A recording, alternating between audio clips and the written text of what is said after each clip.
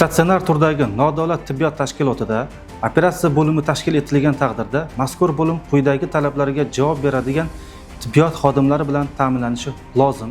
Ixtisosligi bo'yicha kamida birinchi malaka toifasiga ega bo'lgan operatsiya qiluvchi xirurg, ixtisosligi bo'yicha kamida birinchi malaka toifasiga ega bo'lgan anesteziolog, reanimatolog, vrach, xirurgiya ixtisosligi bo'yicha malaka toifasiga ega bo'lgan assistent vrach, kamida birinchi malaka toifasiga ega bo'lgan anesteziolog va reanimatolog hamshirasi hamda operatsiya hamshirasi.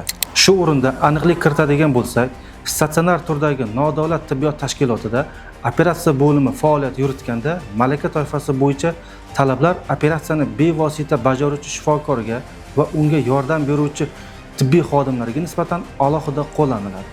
Jumladan, operatsiyani mustaqil ravishda bajaruvchi shifokor, masalan, akusher-ginekolog, urolog, travmatolog va boshqalar o'z ixtisosligi bo'yicha kamida birinchi malaka toifasiga ega bo'lishi shart.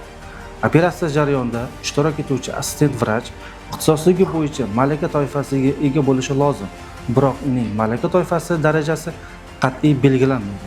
Ya'ni 3-chi, 2-chi, 1-chi yoki oliy bo'lishi mumkin. Ushbu talablarga rioya etmaslik qo'pol ravishda buzish deb hisoblanadigan litsenziya talab va shartlari sirasiga kiradi.